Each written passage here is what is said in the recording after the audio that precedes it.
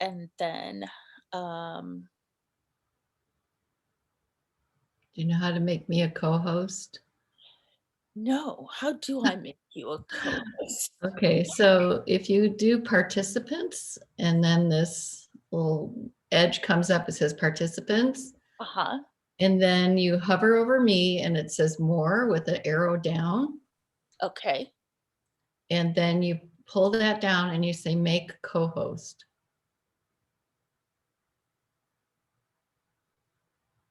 You see me? Yeah, I think I can just I think I can just make you a host. Should I just make you the host? No, you're the host and I can be your co-host. So if you go to me, hover over my name and you'll see a little menu and it'll have a blue and you could just pull it down and it'll say make co-host. It's only allowing me to make you the host. Okay, we'll try it. Okay. Just so I can share the screen. Yeah, absolutely. I think you can actually share the screen regardless, because anyone can share. I Okay, have I have you it have so that that setting? Let's see.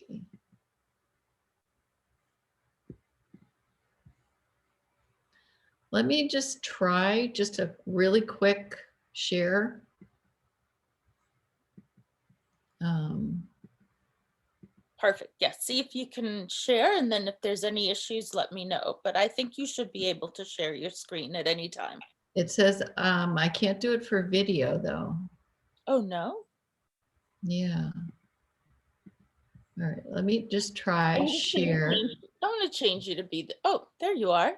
Do you see my screen? Okay. Yeah, yeah, you can't see it? It's on my other monitor, but when I went to share, you see where it says optimized for video clip? Uh-huh. I couldn't check that box and I'm gonna play a couple videos. Okay, I'm gonna switch it over so that you're the host. All right, so I'm gonna stop share.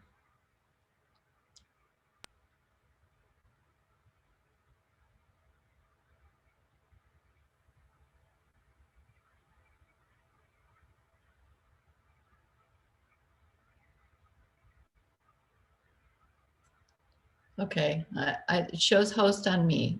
Okay. Okay, so now let me just try really quick. Share screen. It still doesn't let me optimize for video. Share sound. Oh dear. I wonder if that's in your settings. Let me look. Allow participants to share screen. Okay. Video settings.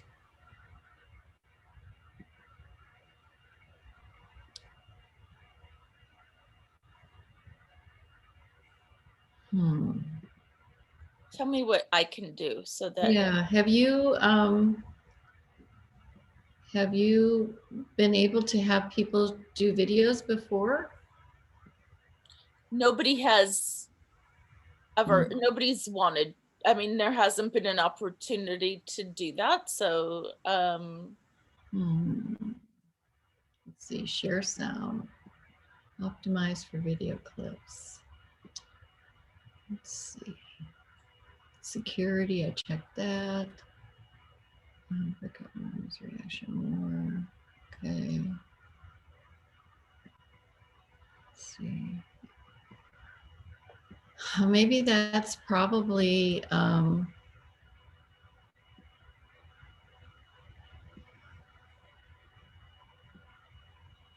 yeah, share screen. So I want to go to basic. Desktop one.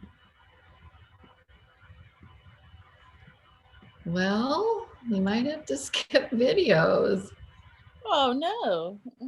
Yeah, should be able to do that.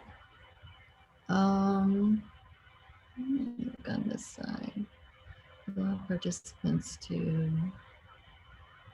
okay, there. No.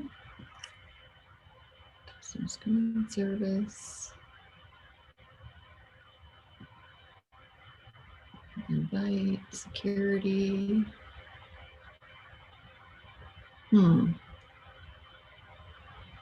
Allow group participants to start video. Okay. I don't know. We'll just have to see what happens when we get to the video parts. That's too bad. Okay, I'll, you know, since we're waiting for some people, I will go ahead and, you know, while we're waiting, I Mhm.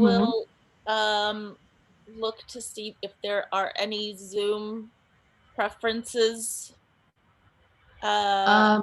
Is Megan coming? Maybe Megan knows how to do the settings. Maybe, so we'll just wait a few minutes and then, Okay. So I'm going to admit everybody that's in the waiting room. perfect. Oh, perfect, please. Because I can't see that they're in there. I know. You're the host. I know. Yeah, that's why I always have it a Zoom assistant in my class that does all these kind of background things while I'm talking. So it really, really helps.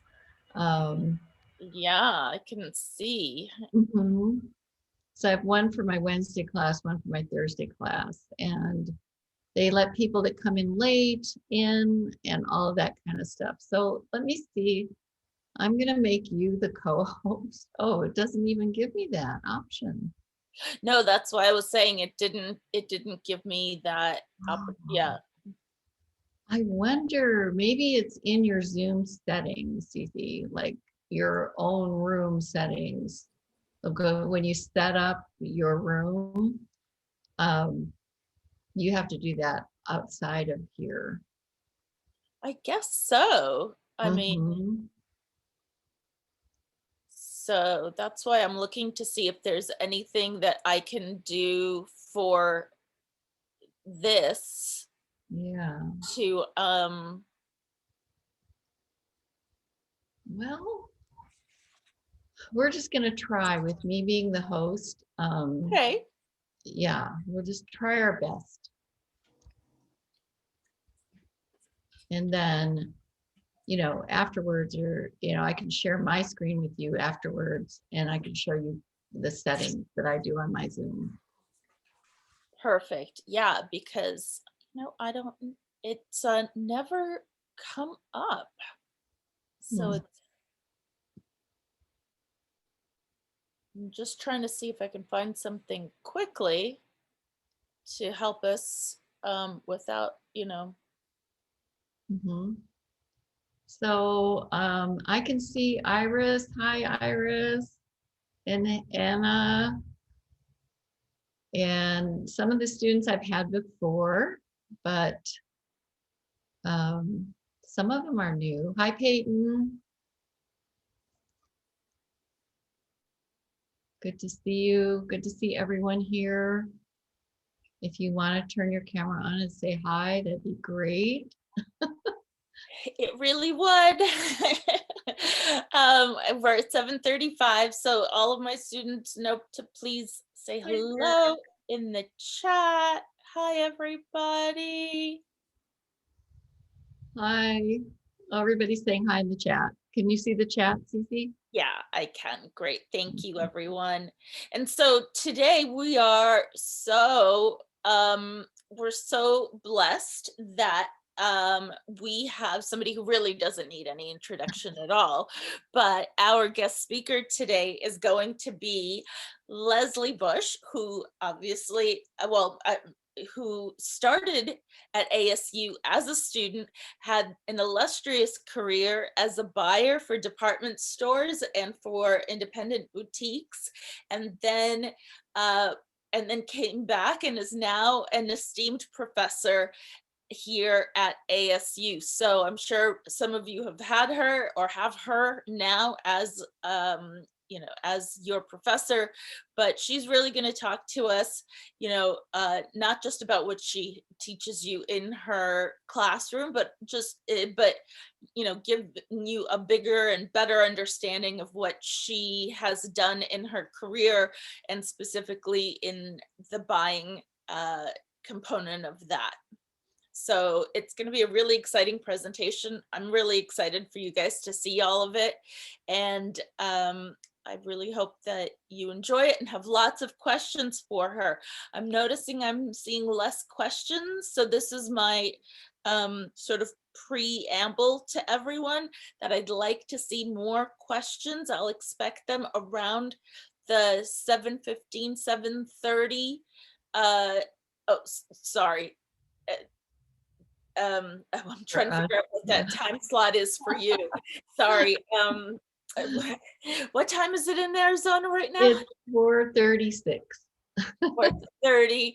Okay, so so about the 5:15, 5:30 time frame for you guys. I'll be expecting to see a lot of questions in the chat for Leslie, so that we can so that I have things to pick from. Okay, so Leslie, whenever you want to start, we can start. All right, I am so excited. I'm seeing a lot of my former students in here as well. So thanks you guys for coming. I am so happy to be here, and hopefully you'll enjoy my story. I'm going to share my screen, and can you see me there? Can you see my picture and ASU and all of that? Okay. Okay. So as most of you know me, I teach fashion merchandising at ASU, and yes, I was a student decades ago. But sitting in your spot, so I really understand where you guys are and where you're going. I had quite a journey. So, I really want to talk about retail buying and fashion buying and the whole world of buying. A lot of students really love this career. They think that they do, at least. It is so exciting. It's very fulfilling, but you have to love it. And so I just put together some words, that just kind of get you thinking about buying and all of that. And in the middle, I put sales, because it all begins with sales. If you don't have sales, you don't have business. And it's all about selling. And the more that you know about selling and what makes it work, the better you'll be. So I'm going to try to play this, and can you see it at least? Let's try. We've kind of all been in, I don't know how many of you are in the serving business, but I certainly was when I was young. It was one of my first jobs, and you feel like that. You're like, why am I, training for a job that I don't like? And so for me, my big breakthrough was this store in Chicago, Illinois, called Marshall Fields. I got a part-time job there while I was going to school, and I loved it. I loved the business from the very beginning. If the doors were open, I wanted to be there. I loved clothing. I worked in a great department. So, it was a way for me to move away from the waitressing food industry, although that did give me some things that, of course, I took with me. But this was a dream come true. And this is a picture of the State Street store in Chicago, which now is owned by Macy's. And so there's Macy's on the awnings. But for years and years and years, this was an iconic store. So here's my story. In order for me to advance quickly, I was going to the community college at the time, and I knew that the best way for me to get into management and buying was to go on their executive training program. And I couldn't do that with just a bachelor associate's degree. So I called my best friend, and she was at ASU, and I said, do they have fashion merchandising at ASU? And she's like, how the heck do I know? She was a recreation major, and she was taking scuba diving and French, and she dropped French. I mean, it was just like, she said, just come. So I applied, I came. This was decades ago, and it was the best experience of my life. It totally changed me. Let's see, I have to admit somebody. So the thing was, is that I had to do that. Okay. So here I was, I started taking these courses, and you might say to yourself, okay, so you're taking clothing and textiles in business. So I had two different areas. My minor was marketing. Everything I took, you guys, I swear, everything I took applied to my career, whether that be pattern design, business law. I took public relations in business.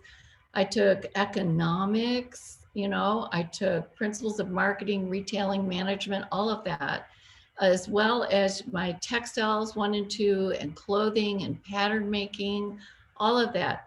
And you may think, okay, I'm never going to use pattern making, but if you become a buyer, an apparel buyer, you'll use pattern making, believe me.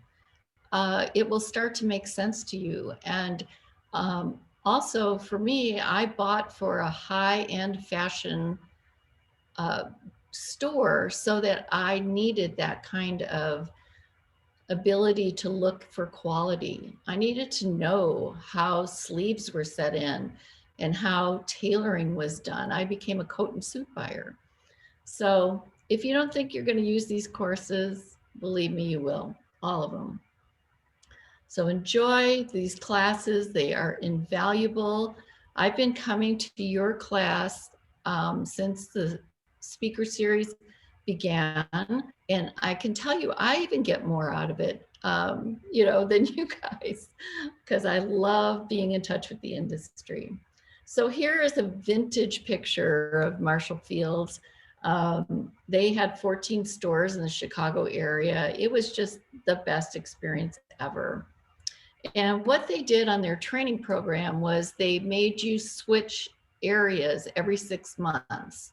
So they would put you in, like for me, I went to lingerie. I had never been in lingerie. I had no clue about it.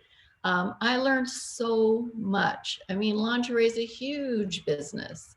And so I had to manage the selling floor. I had to do all of this scheduling and operations, and making things run correctly and taking care of customers. And then they took me over into sportswear, and in sportswear I was strictly merchandise. So that meant unpacking, changing hangers. I think I've changed thousands and thousands of hangers. Okay, but it's definitely one of those things that you learn and you do. And I was responsible for getting things processed and out on the floor. And one thing I learned there is the quicker you get it out on the selling floor, the better your sales will be. People love the essence of new merchandise. And no matter what, if you pull a rolling rack out on the floor, that's the first thing they go to. And so it was my responsibility to process and get things out. Then I went to dresses, then I went to coats and suits. And by the time I was done with my 2 years, I was promoted to assistant buyer in contemporary sportswear. And of course, I was just like, I was so thrilled. I can't even tell you. Is that you with Zach Posen? No, that is not me. But I just like that picture because it just, it was a great picture. Great. Yeah. I was like, Yeah. wow. I wish it was, believe me. He was after my time though. Okay, let's take a look at this. So that's how I felt after my, promotion to assistant buyer. I mean, I was just absolutely thrilled. It was my first entry into the buying offices, and I worked for a very, very seasoned, experienced buyer, and she was a great trainer. And I got to go with her on appointments. I didn't go to New York with her, but I took care of all the stores, and I really learned what goes on in a buying office. And so that was my first experience. But my life changed. Leslie, So, before we yeah, move on, could we just take a moment here sure. and just quickly go over what are the differences between being like what are the different roles in the buying office? What is the difference between what does an assistant buyer do versus the buyer versus the GM versus the DM, so that everybody Oh, has a quick sure. understanding of that. So a lot of times stores are organized in the merchandising division and the stores, what they call the stores division. And that's where you have all your store managers, operation managers, et cetera. I was in the merchandising division, and you had buyers for specific departments, and they would organize them. So they would say, okay, here's our men's department. We're going to have a buyer for shirts, and we're going to have a buyer for suits, and we're going to have a buyer for this and that. Well, in my area, contemporary sportswear, it was called Contempo at the time, and it was the more advanced type sportswear. So my buyer was responsible for all what I thought were the coolest vendors at that time. So the buyer is really responsible for it. It's almost like you have your own business within a department. So not only do you have to manage what you purchase, but you've got to write orders and contract. I mean, your order is a contract. You have to have a financial aspect. So I would help with the purchase orders in that I would distribute to the different stores. She would write the order, and then I would fill out the distributions. This much goes to Old Orchard, this much goes to Woodfield, this goes to this store, this store, this store. And then we were also responsible for all the financial activities that had to do with our department. So we were number one responsible for inventory. That meant everything that was on your selling floor, everything that's in your stock room, your purchase orders, all the things that are going to come in, your distribution center, making sure that it goes to the stores and it's ticketed right. So we were responsible for everything that had to do with our department. And the assistant also not only helped with all of those kinds of office things, but I also visited stores. We did we call branch visits, and we would go and work on the floor with the salespeople and the department managers, et cetera. So it was all consuming. And then ahead of us, so they would take a group of buyers together. So women's sportswear or women's apparel, they called it. And they would have a divisional merchandise manager over like several buyers. And that divisional merchandise manager probably had been a buyer before and was promoted. And then they supervised like buyers, let's say. And then that divisional merchandise manager would report to what we call a general merchandise manager. And a general merchandise manager was one that would have all of soft goods, what they call soft goods. So that would be apparel, that would not be furniture or appliances or things like that. They would have a men's GM, let's say, and a women's GM that would supervise all of those people. So the hierarchy was, you would go from, for me, it was executive trainee, but you would probably go from like a department manager to an assistant buyer, and then to buyer, and then to divisional and GM. So that's the career path. Does Right. that And then, answer that, Cece? yeah, I think it's great. And then sometimes, I've noticed that some people call them like a DMM. So I know that you're saying DM. I sometimes I've come across people who call them divisional market manager. So I know Yeah. that, I think the term is, In sometimes our, used both yeah, ways. in our world, But it was divisional merchandise manager. right, divisional merchandise. And then where does a planner kind of land in within this hierarchy? Okay, so a planner would do the job of what we used to call, of course, now you have to understand, I did this a long time ago, but they were called clericals, and they were, they did clerical work. And so a planner, what they do is they sit down with the buyer and you estimate the needs of your store. So you can say, okay, my San Francisco store always gets the most. So if I ordered 12, like my assortment was 12, 8, 6, and 4, let's say. So San Francisco would get 12, and then Walnut Creek would get 8, and Palo Alto would get 6, let's say. So the planner is the one that is distributing all of the merchandise. They are the ones that decide, and then they strategically project what you're going to need coming up. So they're going to say to the buyer, we're out of this particular classification. I think we should get another delivery for next month so that we'll be, on plan for the following month. So they're the person that really watches units and, watches distribution and things like that. Perfect. Thank you. Thank you so much, Leslie. That was great. Okay.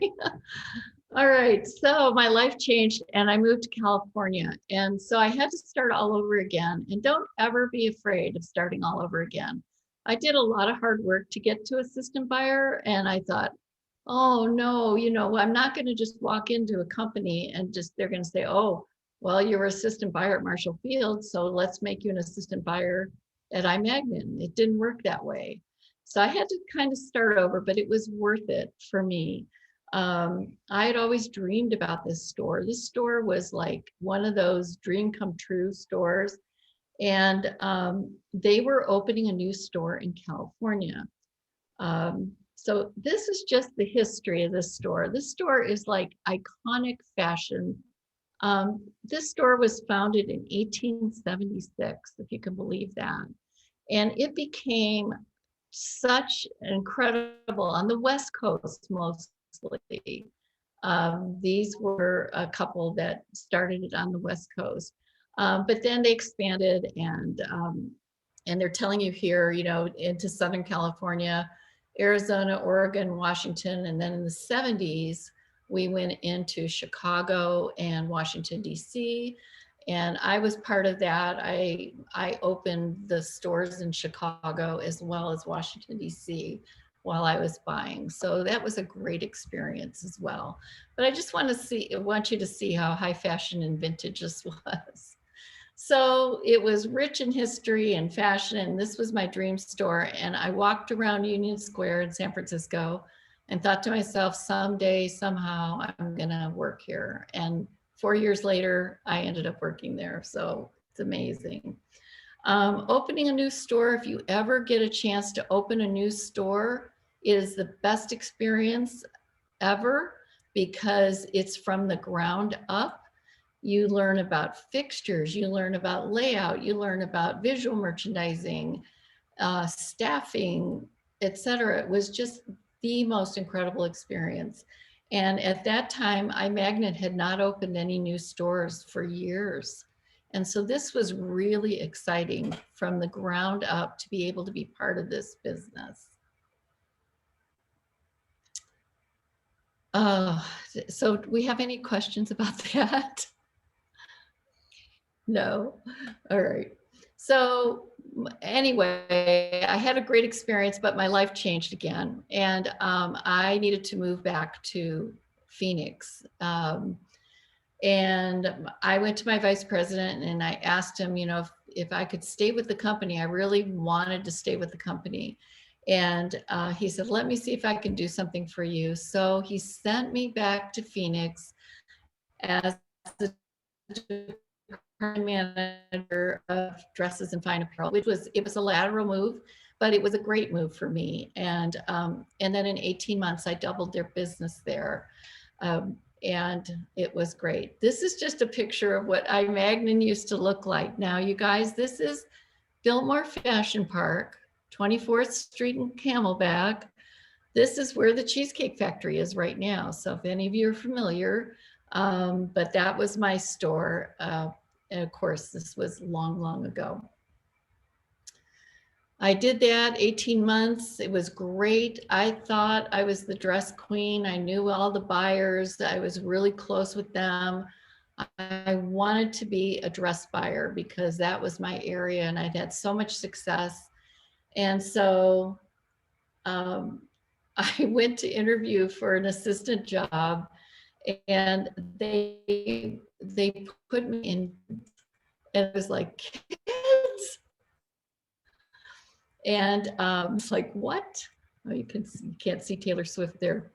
But anyway, it was just really like, that was one thing I learned so well. It's not the merchandise.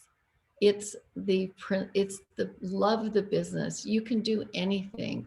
So my Israeli vice president, who I adore, he said to me, Leslie, he said, this is why I see you in kids. He said, if you can do kids, you can do anything. So I put this little slide up. If you can do kids, you can do anything. Kids is the best, you guys. Who doesn't want to be happy every day? I mean, look at this merchandise. Is it just so fun? Oh my gosh, I was thrilled.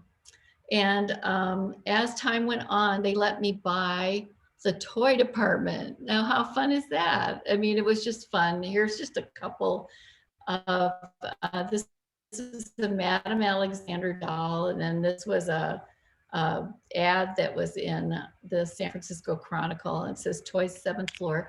And that was my area. I mean, I opened the toy department. So it was really, really fun.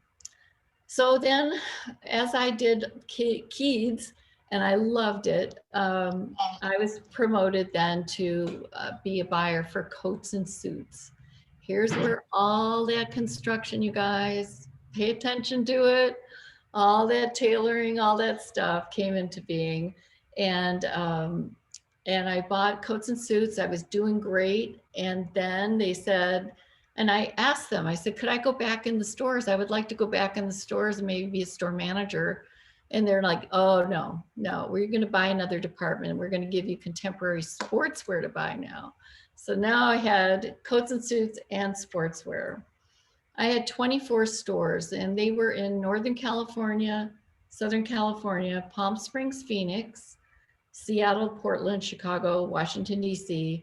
And my 25th store is mail order. I did 9 catalogs a year.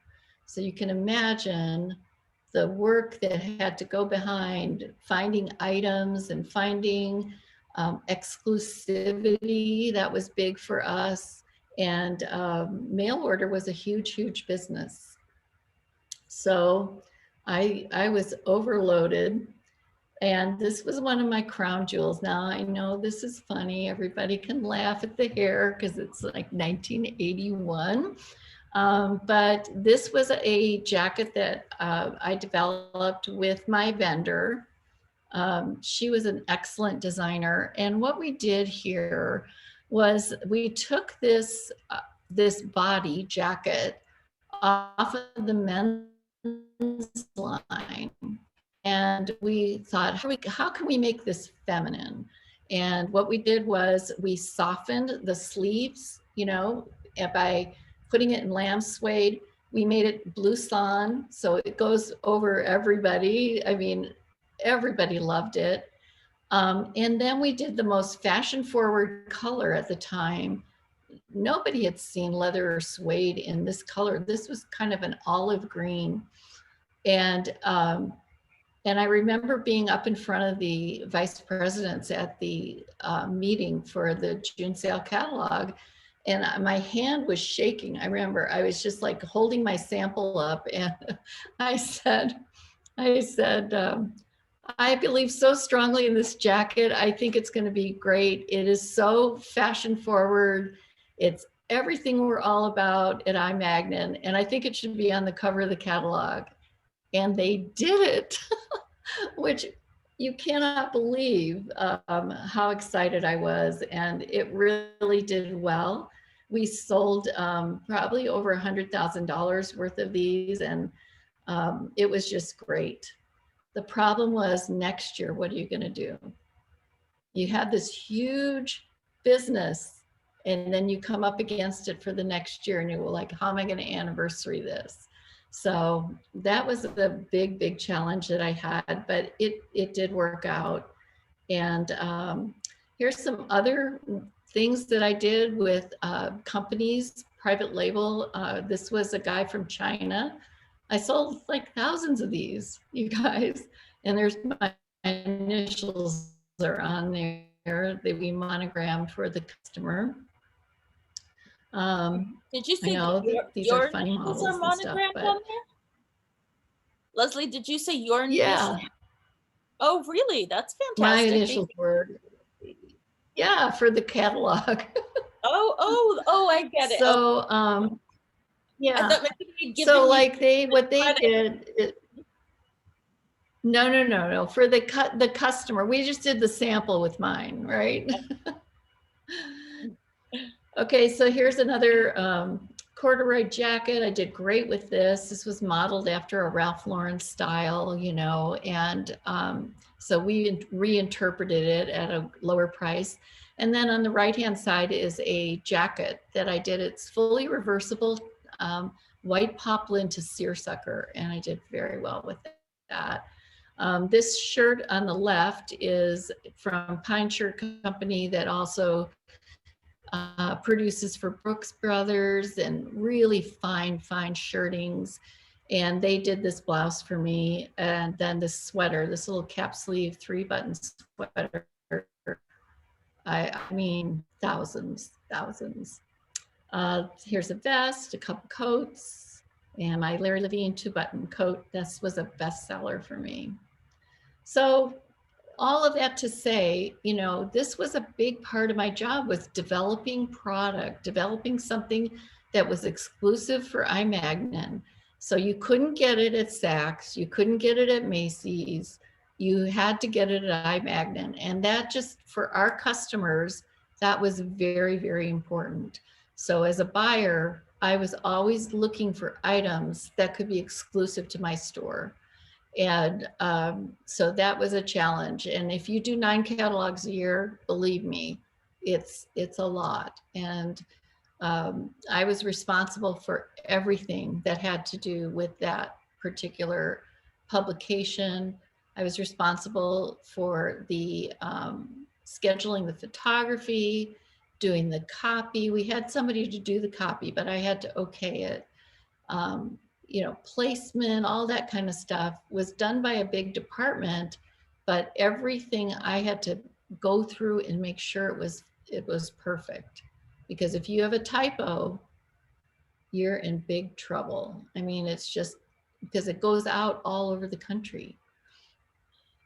Leslie, how big was your buying team if you were buying for 24 brick and mortar stores and then the catalog? It was me, and I had 1 assistant and 1 clerical. That's a very small buying team for Right. that So, large. You know, how many different trade shows did you go to throughout the year to? well, I was in New York at least once a month. And the only month that I wasn't in New York for market was July, because most of the vendors, they take vacation in July, and then December, because in December, all people are on the selling floor for Christmas. And you know, I rarely went to New York in December or July. So 10 times a year. And I Wow. didn't really go to the trade shows, Cece, because I did when I worked for the boutique, but you were very much encouraged as a buyer for a prestigious store like iMagnin that you work with the principals of the company. So I didn't just work with a salesperson, I worked with the principal, whoever it may be. So in my case, it was Larry Levine designed coats. It was his line, his house. And I worked directly with him as well as his salesperson. So that's why we didn't really go to trade shows. We just went to New York and we're very direct about Right, working with principals. directly to the brand showroom so that you work directly with the brand. And with the, how many vendors then were you really looking at in a Oh my season? gosh. I show my students one of my schedules. I would see like, I would see maybe up to 16 vendors in a day. Wow. Because it was every half hour. And what I would do is be strategic. I would look at the buildings. Mhm. So if I was in 1411, I'd see all my people in 1411 so that I could just go up and down on the floors. And then I'd move over to 1407. Then I'd move over to 512, 530, 7th Avenue, etc. So you make the most of your time. I mean, people say, oh, it's so glamorous. You're going to New York, they don't realize how hard we work. And especially if you're buying two different areas. So what I would try to do is do coats on like 1.5 days and then do sportswear the rest of the week while I was there. Right. And so what was your buying schedule? So you were buying, let's say in September for it to be in store for when? Well, we had so you look at everything in terms of deliveries and, Yeah. when they were nearing things. So your spring deliveries for iMagnin would start as early as 11:15, 11:30, 12:30. That's your resort or early spring. And then 1:30, 2:28. All of those deliveries were considered spring.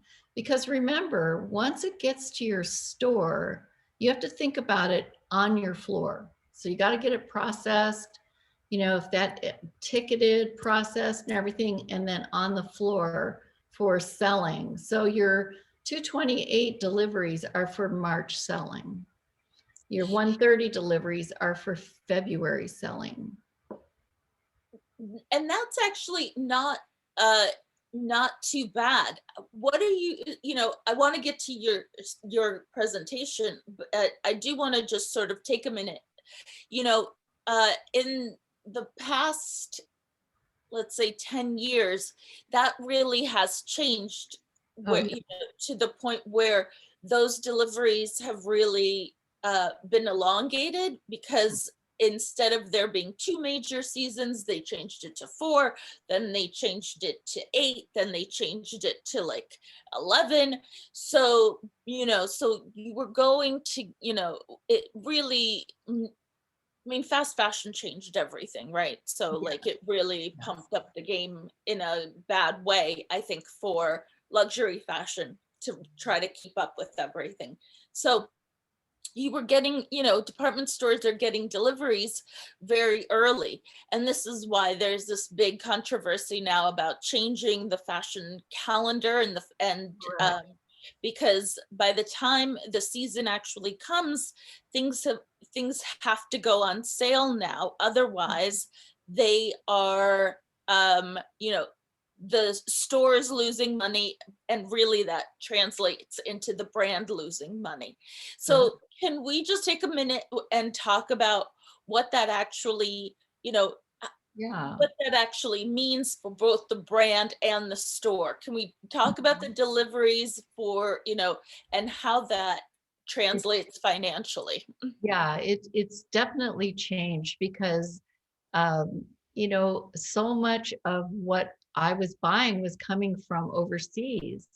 So again, when you're working with a vendor, you have to realize they have to get it into the Port of Los Angeles by a certain time in order to ship it from their distribution center to you. And I think with the pandemic, everything that's going on, and with such a move toward direct to consumer, and I just went over in my class the see now, buy now strategies that are coming, where, you know, Tommy Hilfiger offered see now, buy now, and allowed his fashion show participants to just, you know, order right away. So logistically, you have to look at that from the, you know, and from the supply chain, go all the way back to how long is it going to take to get it done. And you have to be realistic. And you know that your customer wants it now. And so there, you know, you've got to really think about what's the best way to do this. Is it changing your vendor to Los Angeles so that you can get it in 2 days, versus coming from the East Coast? All sorts of things like that have changed so much. And all of that is part of the buying job. Negotiating freight terms, negotiating, there's a whole industry trade discounts that you have to be thinking of in terms of pricing. And when at the end of the day, when you look at your gross margin and your profit and loss statement and all of that kind of thing, if your goal is to be profitable. So the quicker, again, the quicker you get it and get it on the floor, the faster it sells. So I think that, you know, yes, like now it's incredible. I used to do 3-month to 6-month lead times. And now I think that buyers are finding that they have availability for immediate, what they call immediates. Like they have it in their in their stock room or their distribution center ready to ship. And if you can afford it, you just write it as ready, immediate, etc. Otherwise, you've got to be careful about, you know, ship on, you know, this date, and then by this date it has to be complete. What So, happens if I'm a brand and I miss my ship by date? well, the stores side of that, they have every right to cancel and send it back, because the purchase order is a contract, and it says it should be complete by the 28th of February, and you're at March 1st. And, you know, so this is where negotiations will say.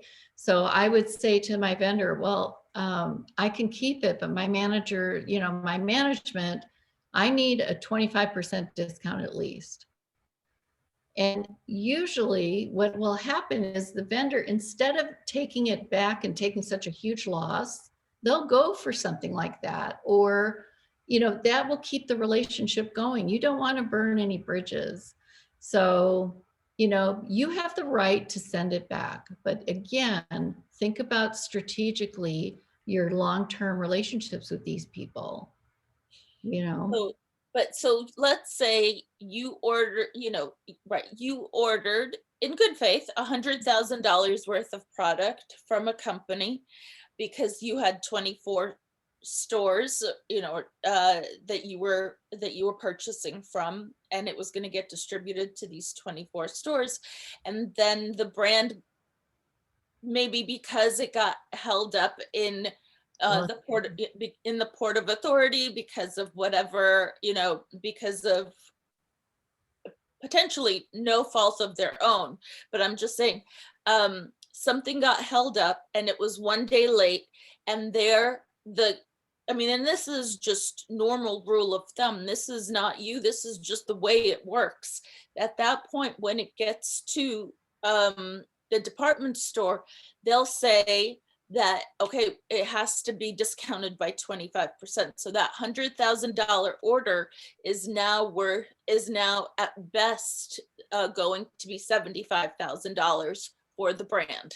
for the brand. However, they want to go forward with you. Right. So if you assure them that if they give you this leeway on this, that you're going to go forward and write another order going forward with another season or whatever. Again, you can't, it has to work both ways. You know, you want to always make it a win-win instead of a you lose, we win kind of thing. And that's one of the things that you learn the most as far as give and take. That's why you have to have a good sense of your company and make good relationships, you know, so that you can work together and you can say, okay, this happened. I know it's not your fault, etc., but I need to have something to help me on this. But let's go forward, you know, by next season, we're going to do this, or let's do a catalog item with you, etc. Got it. Right. Thank you. Okay. So after 7 years, I decided that, and I was having my buyer burnout kind of overload, like I can't keep doing this. This is crazy. Um, so one of my friends who was a manufacturer's rep, and he wanted to open a showroom in Los Angeles. So he convinced me to move with him down there. And I did. And I wanted to try wholesale. And it was a totally different kind of business.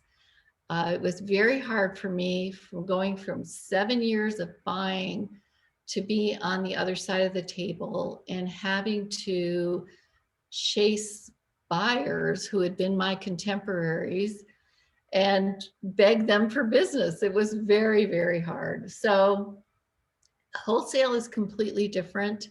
I'm glad I tried it. I learned a lot from it.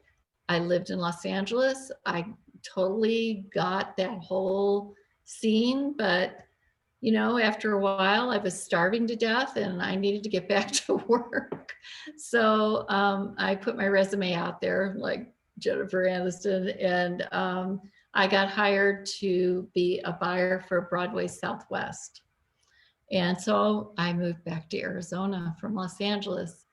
And I was the buyer of contemporary sportswear there. They had 14 stores. And it was such a culture shock for me going from exclusivity, private label, high fashion, high quality to a store that was really all about mass merchandising. And it was kind of Monty Hall, let's make a deal kind of thing. I mean, I was not familiar with their vendors, and it was very hard to all of a sudden, you know, go into this different store. But again, you always learn from these things. But you know, I traveled 126 days in 1 year, So and that's the store. for Broadway. Wow. And that's before I went to Sherry's. But I'll tell you, I was on the phone with my brother and I was complaining and I was saying, you know, this is wrong, that's wrong, this is there, you know, and he's like, okay, Leslie, I've listened to you for 15 minutes now. Tell me about all these things that are wrong. Is it worth it? And I said, what do you mean? You know, and he said, well, is it worth your mental health? Is it worth, you know, you going crazy and telling me all this stuff about, you know, what they're doing in New York and all this kind of stuff, which he was in banking. He was like, you know, I don't get you, but you know, it dawned on me, like work is such a big part of your life. Think about it. It consumes you. It's, you know, and I was so happy at iMagnin. And I was, you know, 24/7 kind of person. So this was really difficult for me, but I'll tell you what, it was a wake up call. And the next morning I went into my boss's office and I said, I've made a decision that's going to be wonderful for my life. And Friday's my last day. That was Yeah. it. And I didn't know what I was going to do. I didn't know where I was going. I was just like, oh my gosh. But you know, it was the best thing I could have ever done because I couldn't fix it. It was what it was. It was not a good fit for me.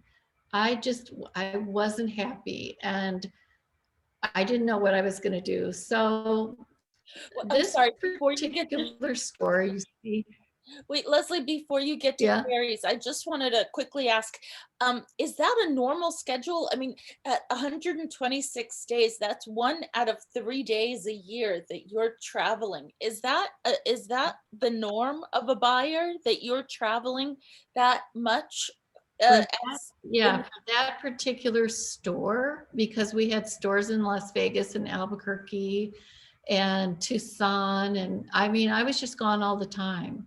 And I was in New York every month as well. So, and what if it's not that store? Just like in general, a buying career, how I know travel is definitely part of the package, but is it, somebody, if one of the students is is thinking about that as a career, is that part of, how much traveling should they be looking at I in think that it really has changed, from the time because everything you have to understand, everything was done in person. And we just, we hand wrote our orders. We didn't have computers and things like we didn't have Zoom or virtual showrooms or, magic trade shows. I mean, there was no magic when I was buying. but Um, But up until COVID, people still would we're go. traveling. People were still traveling and going in person. It, Mhm. I think until this year, the idea of doing something digital was really not such a, it Oh, was yeah. real, it was kind of like this out there sort of situation. I mean, there, I think people still felt like they needed to see it, I think, feel it, yeah, I think there's two parts. There's the merchandise vendor part, that you do, but also if you have 24 stores, I was constantly going to my stores. So and same with Broadway. I think that was part of, the Broadway thing was just traveling so much. Whereas with iMagnin, I loved it. And I was in New York 10 times a year. So that's 10 weeks in New York. And then the other markets I would go to would be Los Angeles, but I would also branch visit and buy within like a 3-day period, let's say. Or sometimes I would do a day trip to market in Los Angeles. Mhm. So it just depended on, I think it depends on your store and if you have to go to branches or, and also like when I'll tell you as I come up to Sherry's, sometimes when you're small, the vendors will come to you, Mhm. you know, they will come and bring their things to you. So it's very, very different. Got it. Did that make sense? Yeah, absolutely. Okay, so after all that, I had shopped in this little boutique and with another buyer friend of mine, I was like, they have the cutest merchandise and they had one of a kind type of accessories. I just thought it was a great store. So I dropped my resume there. I mean, I didn't think anything of it. And so the owner called me and he said, why don't you come in? We'll sit down and talk. And so I did. And he had been a store manager for Goldwaters at the time. Goldwaters became Robinson's May, which became Macy's.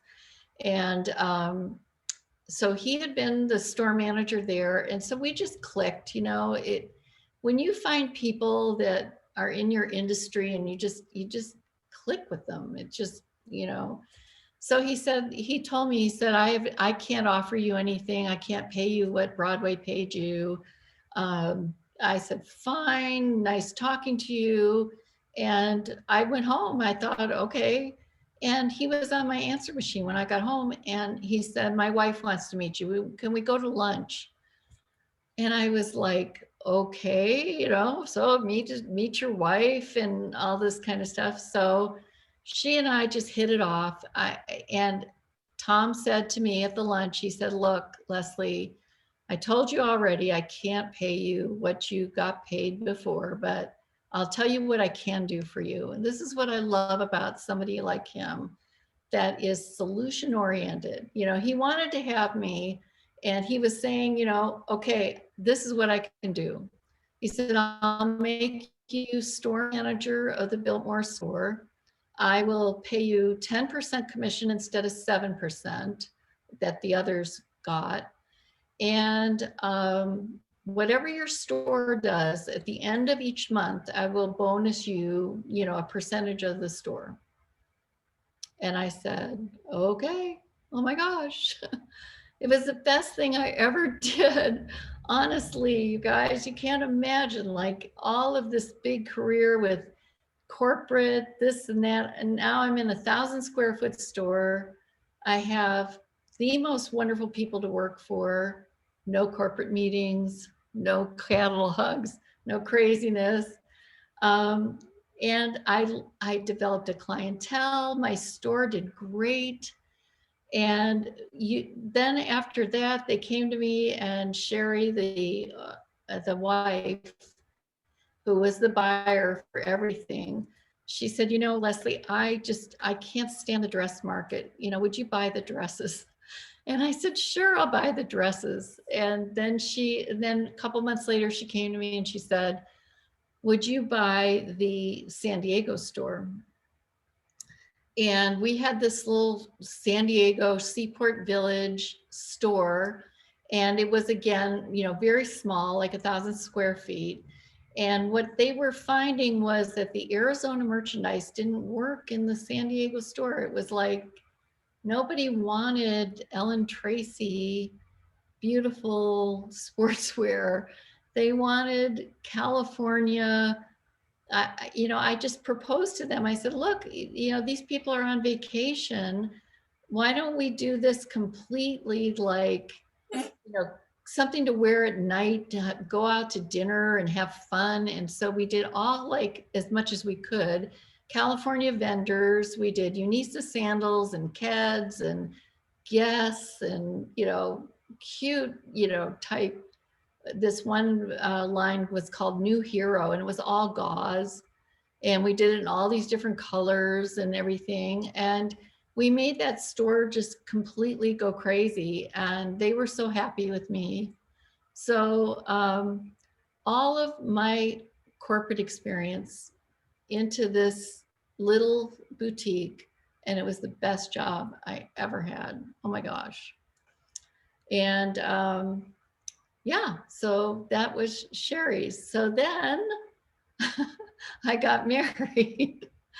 And so every good story has a happy ending. I got married and I had 2 children quickly, 18 months apart. I worked the day of my second son. And then I began teaching at Phoenix College in 1992, before any of you were born. And then in 2017, I got to teach at my alma mater, Arizona State. It's beyond, I'm so blessed, you guys. I can't even tell you. So yeah, so that's my story.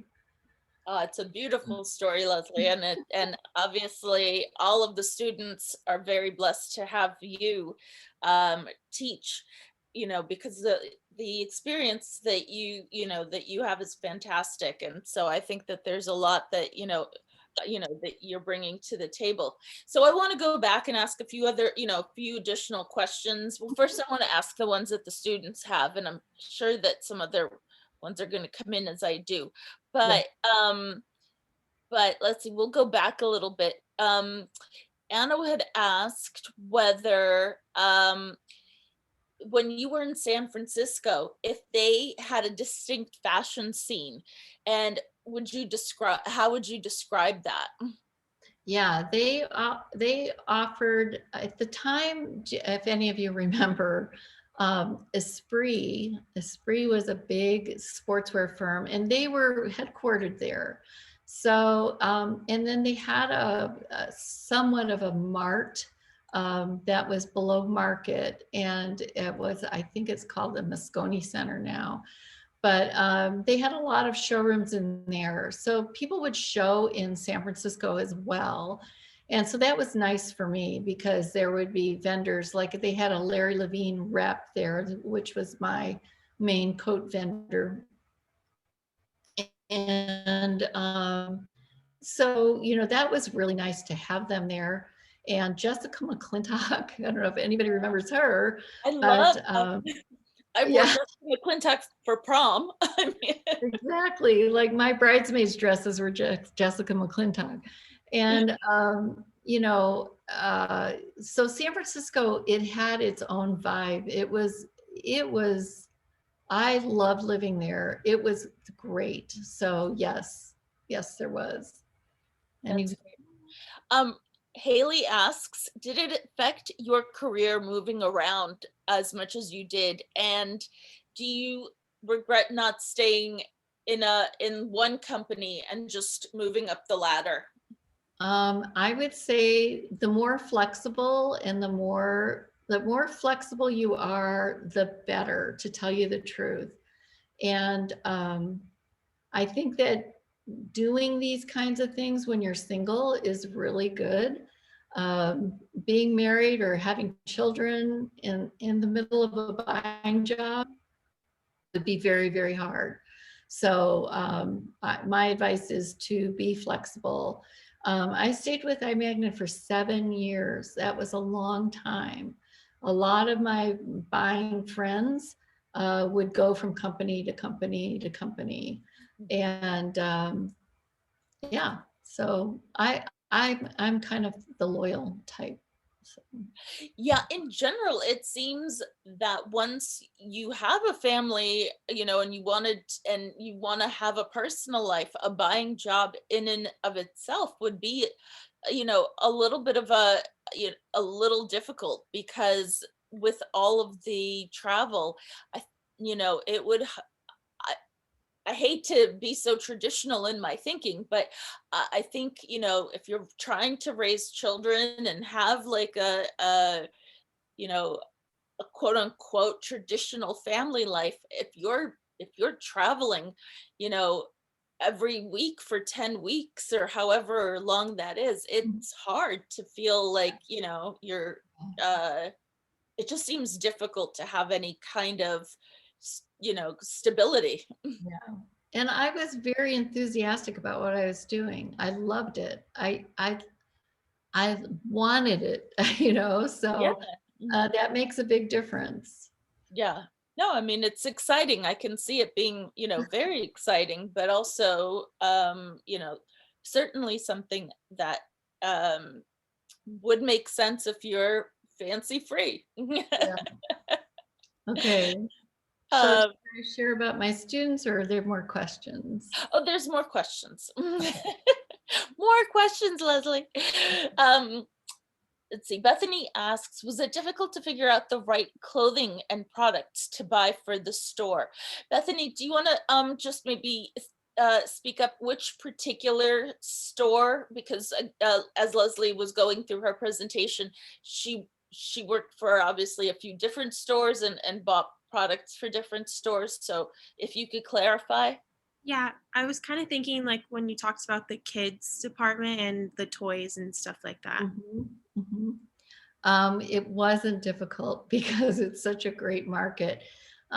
Definitely, they do have a vendor structure um, because of the fact that iMagnin was such a high quality and high fashion store. We had to always keep that in mind.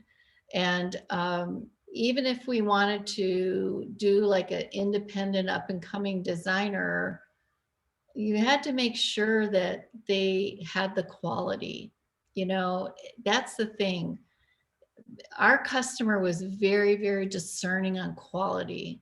So even when I bought kids, I bought, Ralph Lauren, and I bought, the toys. I had to make sure that they weren't like junky toys, because those grandmothers would just like, I would be in so much trouble. But, those Madame Alexander dolls, those are iconic. And Um, expensive. you They're know, expensive but rich grandmothers love that, right? Right, exactly. No, those are beautiful, and certainly, like on par with something you would have seen like at an FAO Schwartz. Right. So, yeah, Mhm. beautiful. I can, right. They're luxury toys is basically what you were. Right, right.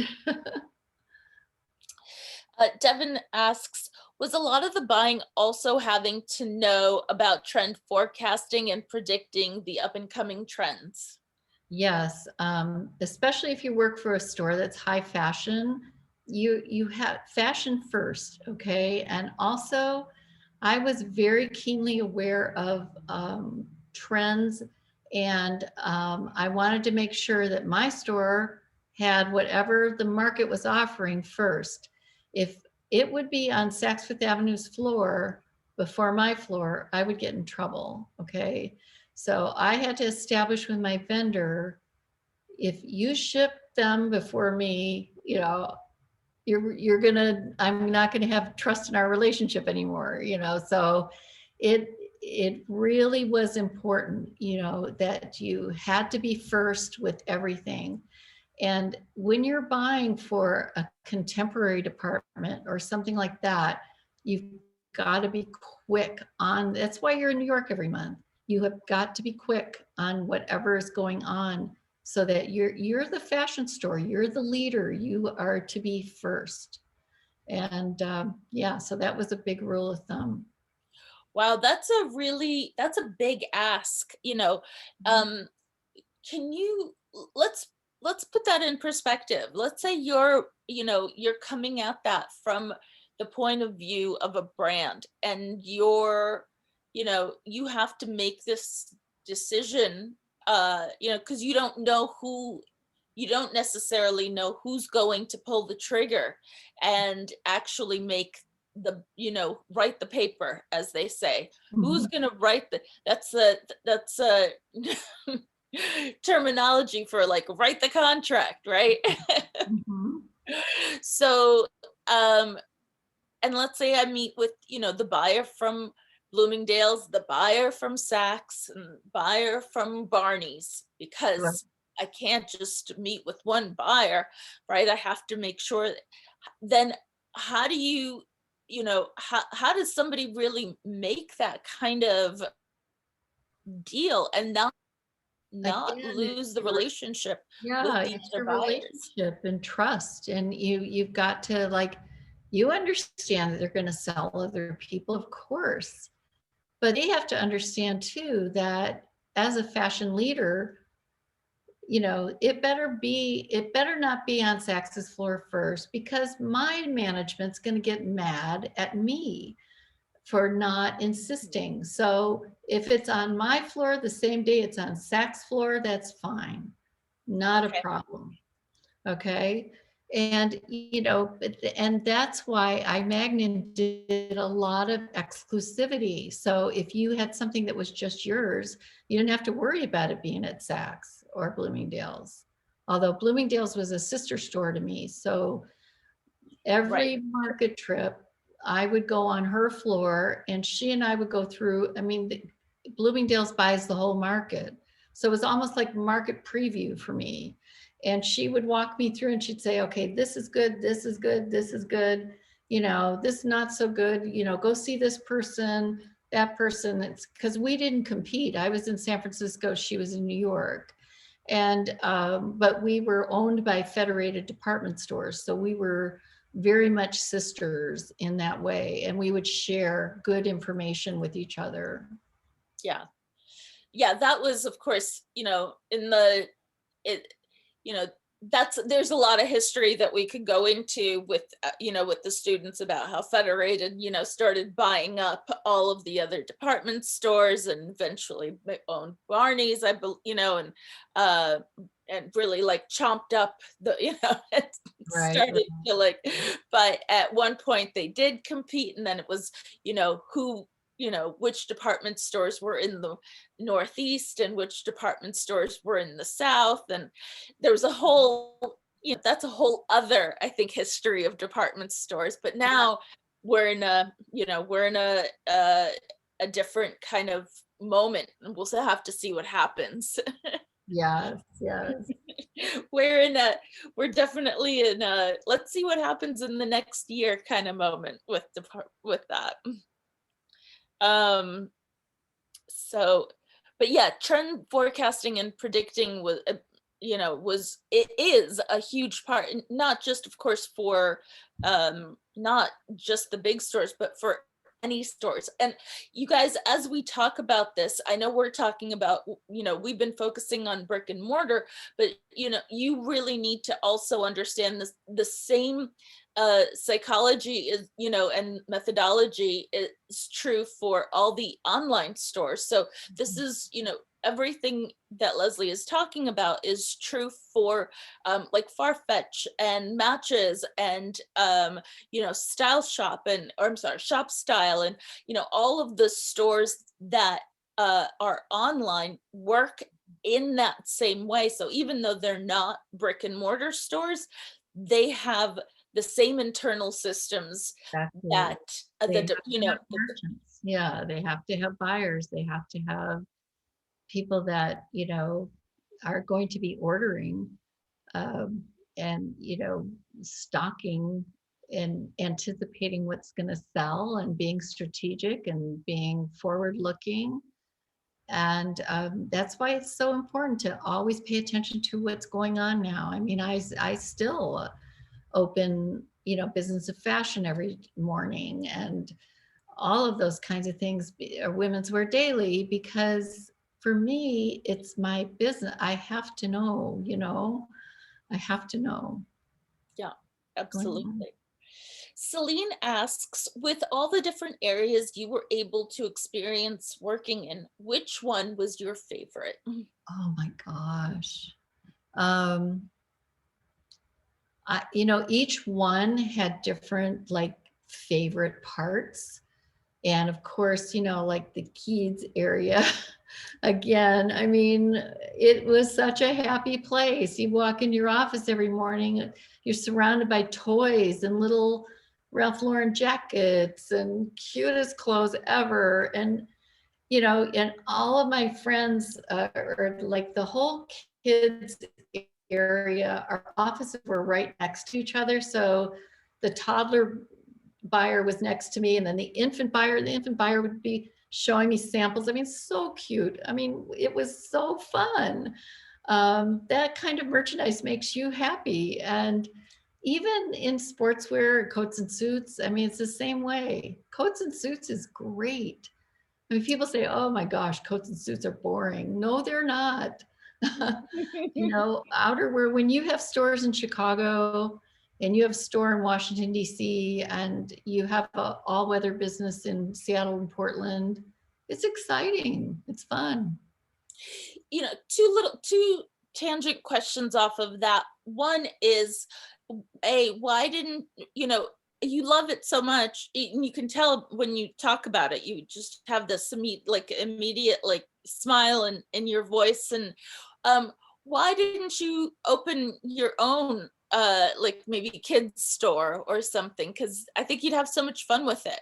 That would be something else. I mean, and I was at Sherry's and I got married, and my first anniversary, I couldn't even get in the booth. I was so pregnant with Jonathan. And so my life really changed, after I got married and had two children. So that would have been too much for me. I think maybe earlier in my life when I was single, yeah, could be, but I think family changes everything. Mhm. And so for me, like having this second career of teaching, and I'll share a little bit with you in a minute, but the students, I just, this is just the best ever. So I like it as much as I did all the merchandise and all this stuff. Sure. And then the other thing, when we were talking a few days ago, you mentioned that when the owner of Sherry's had suggested that they open a dress store, Oh you yeah. had said no, and I want everyone to Wow. hear your thoughts about that. Yeah. Okay. So Tom and Sherry had never had a huge dress business. And so when I started buying it, I did it in such a way where it was highly successful. And Tom just was so enamored with what I was doing. He said, Leslie, I want to get you a dress store. You know, I'll get some space and we'll do a dress store and you can buy it and do it and everything. And I said, Tom, I would never, as much as I would never do that because you never put all your eggs in one basket. You never like go after one classification because after being a sportswear buyer, you buy for your top area, you buy knits and wovens. Okay. And when knits are really strong, wovens are not so strong. So then the next season comes along and all of a sudden your woven business has gone crazy and your knit business drops off. It's the same thing in dresses. Dresses are great. Spring, you do 65% of your year's business in the spring because everybody thinks dresses are spring. Oh, how, Mother's Day, Easter, whatever. And then you get to fall and you have a little blurb and holiday, but that's so short-lived. Fall is just not your dress season. So if I had a year business that I had to plan and it was just dresses, I'd be in trouble. So that's why you always have to have diversity and classifications if you're going to have a successful store, so that when your sportswear business suffers, maybe your dress business is great. Or, whenever so for example, when sportswear was really strong and dresses were suffering,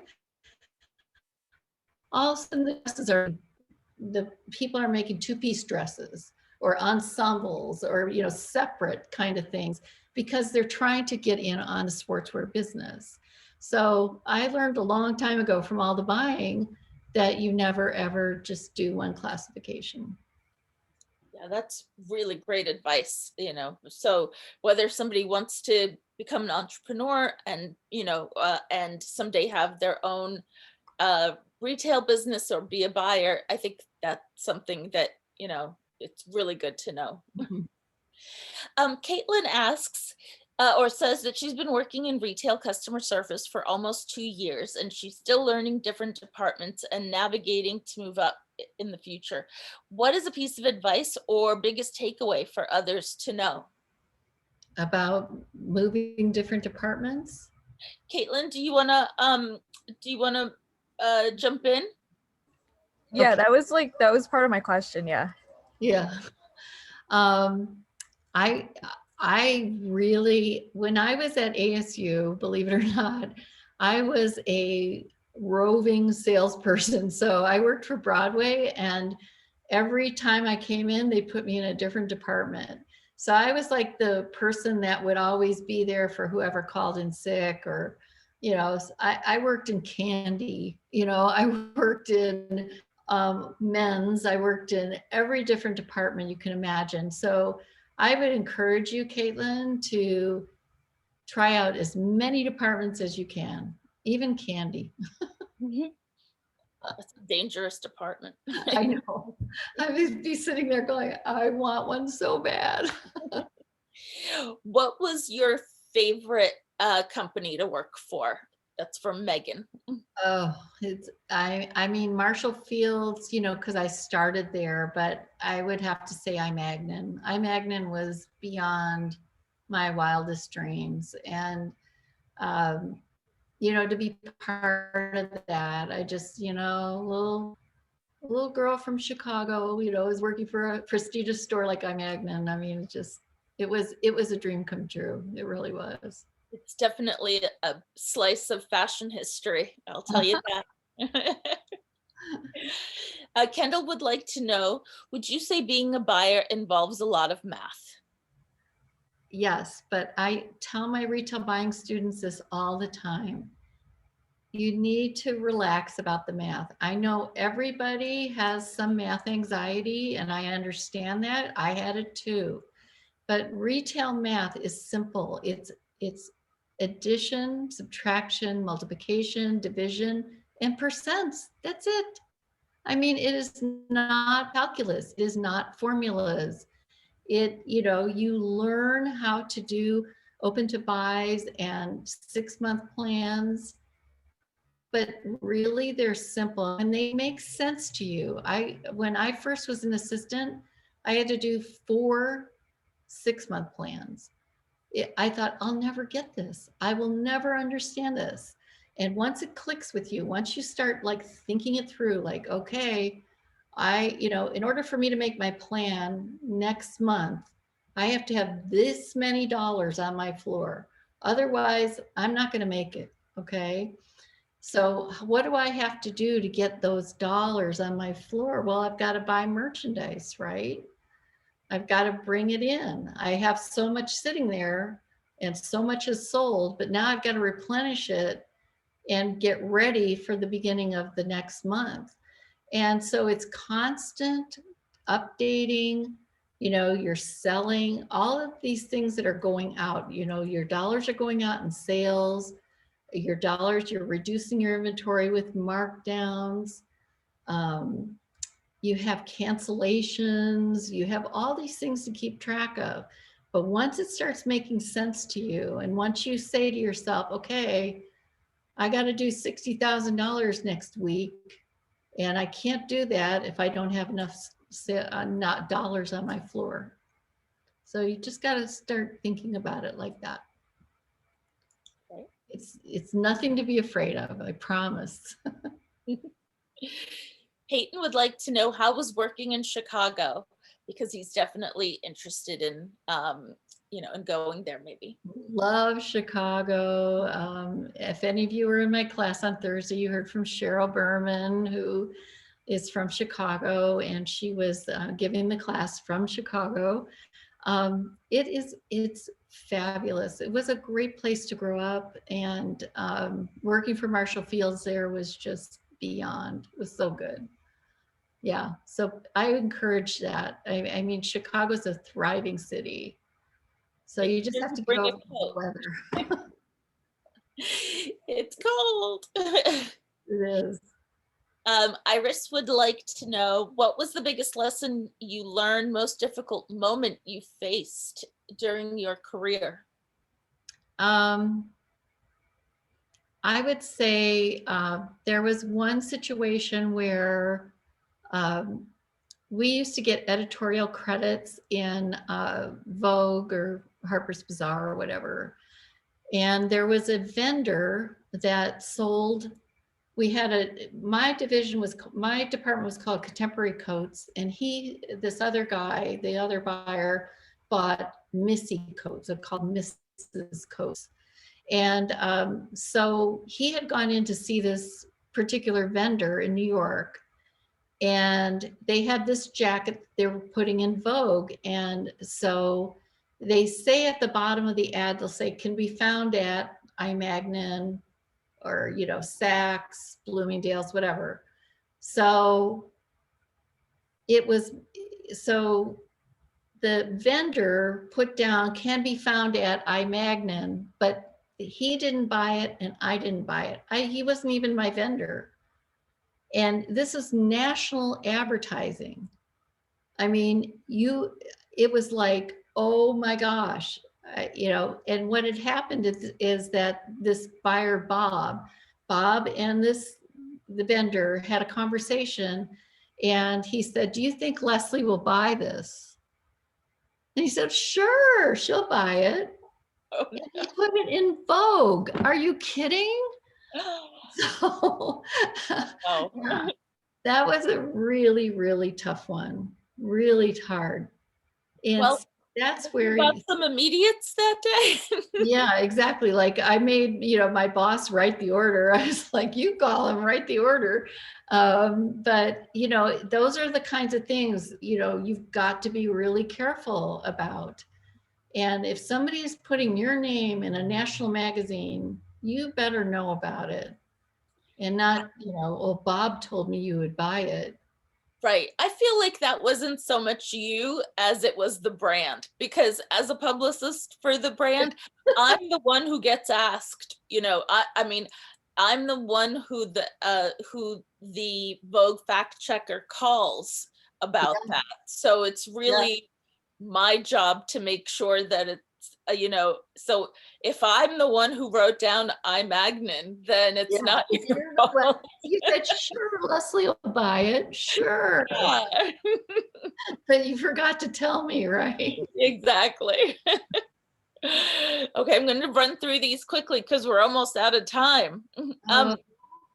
Before becoming a buyer, did you mention to your boss you were interested in the role, or did they see you doing that and asked you to apply? It was part of the training program I was on. So, again, you could go different ways. You could go on the store operations side, or you can go on the merchandising side.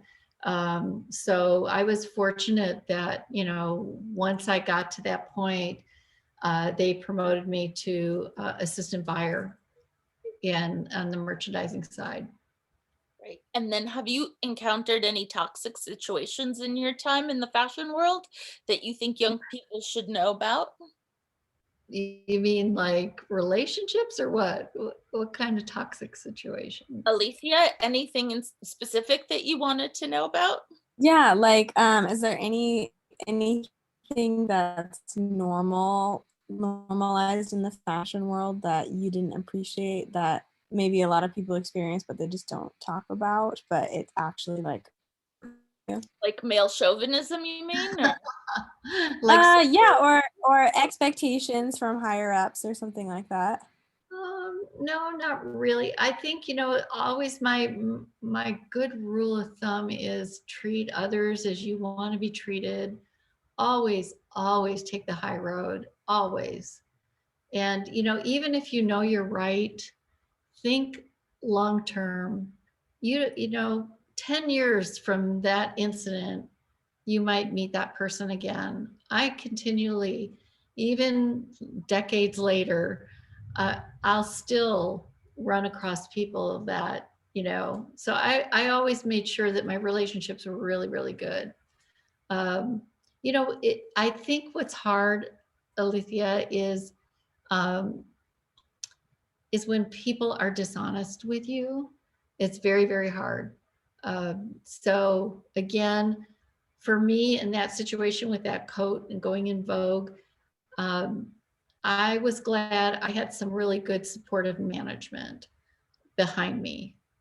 So if you don't, you've got to have that trust there as well. I think the relationships that you make, have to be built on trust and respect. And always, always, don't burn any bridges, even if you're right about something, it's much better to think strategically because it'll come back. You'll come back.